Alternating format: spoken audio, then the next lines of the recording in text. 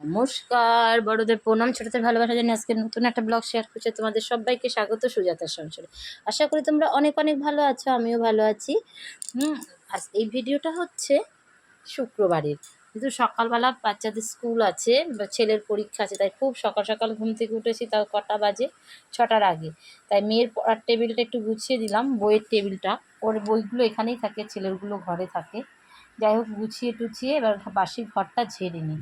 আর ওই যে টেবিলে পেপার দেখছেন না, ওই পেপারগুলো একদিন গুছাতে হবে, কিন্তু এত সকালে অতগুলো কাজ নিয়ে গুছাতে বসলে আর পেরে উঠবো না। তাই ভাবলাম বইয়ের টেবিলটা গুছিয়ে দিয়ে তারপরে ঝাড় দিচ্ছি। তাহলে চলো বন্ধুরা, দেখতে থাকো আমি সারাদিন কি কি কাজ করি। আমার তো কাজ বাইরের কোনো কাজ না, ঘরেরই শুধু কাজ, সেটাই তোমাদের সাথে শেয়ার করি। এর থেকে আর বেশি কিছু শেয়ার করতে পারি না। অনেকে অনেক সুন্দর সুন্দর জিনিস শেয়ার করে। আমি যেহেতু সাধারণ হাউস ওয়াইফ, বাড়িতেই থাকি বেশিরভাগ সময়, এগুলোই তোমাদের সামনে তুলে ধরি। যদি কোনো অংশ ভালো লাগে তোমরা প্লিজ কমেন্ট করো আর লাইক দিয়ে দেখা শুরু করো। জানি না আমার ভিডিও কতটা হয়, না আমার ভাগ্য ভালো না, কোনো লাইক কমেন্ট কিছুই পাই না, বড় ভিডিওতেও না, ছোট ভিডিওতেও না। এটাকেই বলে ভাগ্য। ভাগ্য যার মন্দ হয় সবসময় প্রথম থেকেই খারাপ হয়, আর যাদের ভালো হয় প্রথম থেকেই ভালো হয়। আমি দেখি এই 2 বছর হতে চললো আমি ভিডিও করেছি, খুব কম লাইক কমেন্ট পাচ্ছি, তবে তুলনামূলকভাবে এখন একটা দুটো। কিন্তু আমি কি সত্যি, বন্ধুরা তোমাদের কাছে একটা প্রশ্ন ছুড়লাম, আমি কি সত্যি খারাপ ভিডিও করি? যদি খারাপ ভিডিও করি তোমরা কিন্তু আমাকে কমেন্টে জানাতেই পারো, দিদি ভাই এটা ভালো হচ্ছে না, ওইটা ভালো হচ্ছে না। কিন্তু আমার কোনো ভাই বোন কেউ আমাকে কমেন্ট করে জানায় না। তবে হ্যাঁ, একটা বোন আমাকে জানিয়েছিল, কি সে আসাম থেকে আমার ভিডিও দেখেছিল, তখন দিদি ভাই তোমার এডিটটা ভালো হয় না। সত্যি আমি জানতাম না কি অপশানে গেলে ভালো হয়। আমি যেহেতু একা একাই করি, আমাকে হেল্প করার কেউ নেই। যাকগে, তারপরে হ্যাঁ, ওর কথা শুনে দেখলাম সবার ভিডিও চালিয়ে, হ্যাঁ আমার তো এই সমস্যাটা আসছে, তখন একটু ঠিক করার চেষ্টা করলাম। যাই হোক, তারপরে ঘরটার ঝাড় দিয়ে এবার ব্রাশটা করে নিচ্ছি, তারপরে যাব নিচে। ব্রাশ না করলে হবে না, কেন সারা রাত বৃষ্টি হয়েছে, তাড়াতাড়ি করে এখন যে কাজে যাব তা তো করতে পারবো না, বৃষ্টি হচ্ছে বলে বাইরের কাজ করতে পারবো না। সেই কারণে ব্রাশটা করে নিয়ে তারপরে নিচের কাজকে হাত দেবো। তারপরে মাথায় আসলো হ্যাঁ ছাদে যাই, সারা রাত তো বৃষ্টি হলো, দেখি ছাদের পরিস্থিতি কী। এসে দেখি পুরো ড্রেনের মুখগুলো আটকে রয়েছে, তাহলে জল যেতে পারবে না, ছাদটা ড্যাম হয়ে যাবে। সেই আবার জলগুলো ছাড়াতে আসলাম, এইভাবেই চলে। হ্যাঁ বন্ধুরা, তোমাদের সঙ্গে আজকে অন্য একটা কথা শেয়ার করব। আমি কেন এত সকাল সকাল রান্না করি, কেন সব কাজ হুটোপাটা করে করি, আজকে সেটাই তোমাদের সাথে শেয়ার করব। সঙ্গে থাকো, দেখতে থাকো পুরো ভিডিওটা, তাহলে বুঝতে পারবে আমি কি করি সারাদিনে। সংসারের কাজ ছেড়েও সব কাজ তোমাদের সাথে শেয়ার করতে পারি না।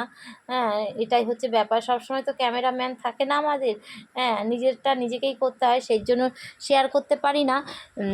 আজকে তোমাদেরকে বলবো আমি সারাদিন এত সকাল সকাল সবসময় কাজকর্ম করে অবসর সময়ে কি করি। সারাক্ষণ তার ফোন নিয়ে বসে থাকলে হবে না বলো।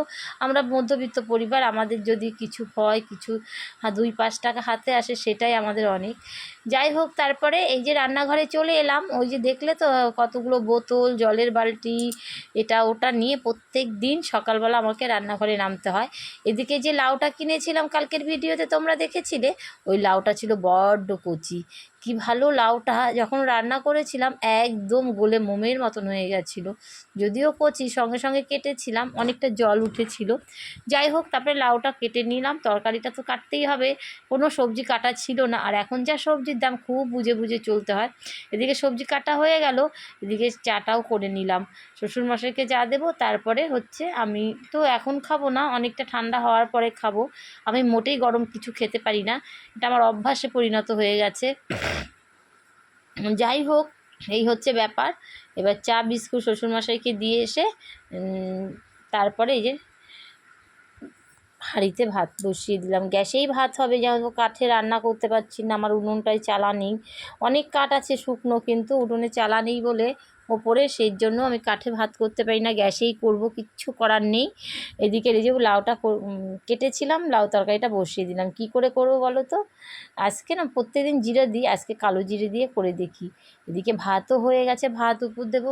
বাবাকে বললাম তাড়াতাড়ি মাছ এনে দাও, ছেলেদের স্কুল আছে, মেয়ের স্কুল আছে, দেরি করে আনলে আমি রান্না করতে পারবো না। তাই হুটোপাটা করে উনি মাছ এনে দিল, 6-7 পিস মতো করবো, 6 পিস মতো করবো, আর বাদবাকিটা রেখে দেবো। 2 রকমের মাছ এনেছে, তাই আগে যে কটা করব ধুয়ে নিচ্ছি, পরে আবার বাদবাকিটা ধোবো। এই যে একদম জ্যান্ত মাছ, টকটকা রক্ত ছিল। জ্যান্ত মাছের রক্তটা লাল হয়, একটু স্টোরের মাছ হলে সেগুলো একটু কালচে হয়। যাই হোক, এবার লাউ তরকারি নামিয়ে দিয়ে বসিয়ে দিলাম মাছ ভাজা। আর আরেকটা গ্যাসে হচ্ছে, ভাত তো হয়ে গেছে, আরেকটা গ্যাসে হচ্ছে তড়কা, রাতের জন্য করে রাখছি। আর হচ্ছে আমার শ্বশুরমশাই তো বাইরের খাবার খায় না, ওনার জন্য মধ্যে মধ্যে এটা ওটা আনতে হয়, তাই ওনাকে করে দিই আর কি। যাই হোক, এদিকে আমি কাজ করছি আর রান্না করছি, যেহেতু অনেকটা দেরি হয়ে গেছে জানো তো বন্ধুরা। 8টার পরে রান্নাঘরে এসেছি, কি করে করব বুঝেই উঠতে পারছি না। সবই গ্যাসে হবে, আগে যেমন উনুনে হলে 3টে গ্যাস চালিয়ে রান্না করতাম, এখন তো দুটোতেই হবে। অনেকটা দেরি হয়ে যাচ্ছে। এদিকে মেয়ে তো স্কুলে যাবে বলে মেয়ে ওইদিকে বসে লিখছে, আর আমি এদিকে আমার মতো কাজ করছি। কিছু করার নেই, এইভাবেই করতে থাকি। তারপরে মেয়ের টিফিনটাও করলাম। এই যে সমস্ত কাজ কমপ্লিট করে স্কুলে যাব রেডি হয়েছিলাম, নামলো ঝমঝমিয়ে বৃষ্টি। এই যেগুলো বলো তো কী বন্ধুরা, কে জানো এই জিনিসগুলো কি? যারা জানো কমেন্ট করে জানিও। এটাই আমি সারাদিন বসে বসে করি, এটা আমার হাতের কাজ। অবসর সময়ে আমি এগুলো করি আর কি বেশিরভাগ। এখানে 700-800 মাল আছে, এগুলো জমা যাবে রবিবারে, তার মধ্যে এগুলোকে আরও একটু কাজ আছে, করে তোমাদের সঙ্গে আরেকদিন শেয়ার করব। এগুলোই বসে বসে আমি বাড়িতে অবসর সময় করি। বললাম না আমি সারাদিন কি কাজ করি, কোনো দিন তোমাদেরকে বলা হয়নি, এটা আজকে তোমাদের শেয়ার করলাম। কি হাতের কাজ করি, কেমন হচ্ছে জিনিসগুলো দেখতে তোমরা কিন্তু কমেন্টে বলো। আর এইদিকে মেয়ে খেলা করছে, স্কুলে যায়নি আজকে, আনড্রেস ছিল, ওই স্কুলের ড্রেস খুলেও পরেই রয়েছে, ব্যাগ, আই কার্ড, যা যা লাগে স্কুলে যাওয়ার জন্য তাই। তারপরে দেখলো বৃষ্টি চলে এসে ঝমঝমিয়ে যাওয়ার পথে, তারপরে আমরা বেরোতে পারলাম না, সেই কারণে। চলো বন্ধুরা, এবার আসি রান্নাঘরে যাব দুপুরবেলার খাওয়া দাওয়া দিতে। তাহলে সঙ্গে থাকো আর দেখতে থাকো আর কী কী কাজ করলাম আমি। এই যে এবার খাওয়া দাওয়া দিয়ে এসে তারপরে যাব মেয়ের নাচের ক্লাসে, যেহেতু আজকে শুক্রবার। তাহলে চলো যাই রান্নাঘরে। আর রান্না, আমরা সাধারণ মধ্যবিত্ত, রান্না খাওয়া কি শেয়ার করব, সে রান্নাঘরে যাব সেটাই তোমাদেরকে বলছি।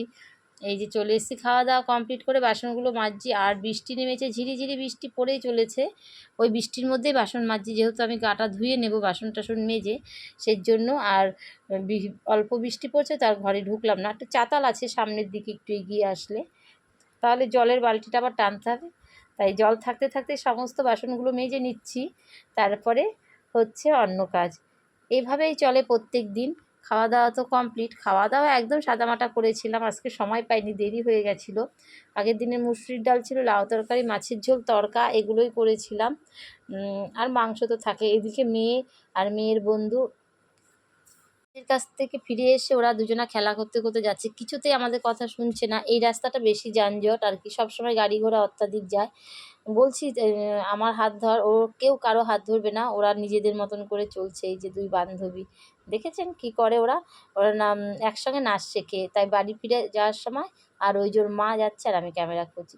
তারপর তো নাচের ক্লাস থেকে এসে রান্না বান্না, সন্ধ্যা পুজো করে রান্নাঘরে চলে এলাম মেয়েকে পড়িয়ে। এখন ঘড়িতে বাজে কটা, 9:30 বাজে। ছেলের ভীষণ খিদে পেয়েছে, বায়না করছে মা তাড়াতাড়ি খাবার করো, তাই তড়কা দিয়ে রুটি খাবে, তাই আটা ছিল না, তারপরে এসে দেখি ওর বাবা এনে রেখেছে, সেগুলোকেও আবার গোছগাছ করে রাখতে হবে, তাই গুছিয়ে নিয়ে তারপরে আটাটা মেখে রুটিটা বানাবো। আমরা ভাত খাবো, ভাত রয়েছে, আর মেয়েকে দেবো। মেয়ে বলেছিল সকালে তড়কা রুটি খাবে, আমি ঠিক আছে চলো তাই হোক। আর এই যে এদিকে আটাটা মেখে নিচ্ছি, আর বাদ বাকি আটা রেখে দিলাম। আমাদের না অনেকটা আটা লাগে জানো বন্ধুরা। যাই হোক, তারপরে এই যে আটাটা মেখে রুটিটা বানিয়ে নেব, এটা হচ্ছে রাতের জন্য। এই হচ্ছে ব্যাপার। হাতের কাজ করি কেন বলো তো ভাই, সারাদিন সময় অন্য সময় কাটানোর থেকে নিজের ঘরে বসে কাজকর্ম করলে মন মানসিকতা সবই ঠিক থাকে। আর আমি কাজ না থাকলে পাগল হয়ে যাই, দরকার পড়ে না, তবুও জানিও এইটুকুনো কাজে আমার সংসার চলবে না, তবুও নিজের যেইটুকুনো দরকার সেইটুকুনো তো মেটাতে পারি। সবসময় ওর কাছে হাত পাতার থেকে নিজে সবসময় স্বাবলম্বী হতে পারলে না অনেক ভালো। অন্যের আশ্রয়ে বাঁচতে আমার একদম ভালো লাগে না, তাই নিজের হাতের কাজ করি। অন্যের ওপরে ভরসা করে থাকা মানে নিজেকে অনেকটা ছোট মনে করা, তাই যতক্ষণ পারি সংসারে কাজ করে নিজে যদি 2-5 টাকা যাই হোক আসবে, নিজের থাকবে, সেটা হচ্ছে নিজের। অন্যের কাছে ভিক্ষুকের মতন হাত পাততে ভীষণ আমার মান সম্মানে লাগে। যাই হোক, এদিকে রুটি তরকারি হয়ে গেল, তড়কা রুটি আর মাংস দিয়ে ছেলে খাবে, আমি তো ভাত খাবো। এই যেটা আমার নিচ্ছি 2 পিস মাংস নেব। আর লাউ তরকারিটা তো খেয়েছিলাম, খুব ভালো লেগেছিলো, লাউ তরকারিটা খাবো। আমার ভিডিওটা ভালো লাগে প্লিজ তোমরা লাইক কমেন্ট করতে ভুলো না, আর আমার পাশে থেকো, আমাকে সাপোর্ট করো। তাহলে আজকের মতো ভিডিওটা এখানে রাখছি। অনেক ভালো থেকো, সুস্থ থেকো, সাবধানে থেকো। আবার দেখাবে নতুন কোনো সময় নতুন ভিডিও নিয়ে তোমাদের সঙ্গে। তোমরা অনেক অনেক ভালো থেকো, সুস্থ থেকো, সাবধানে থেকো।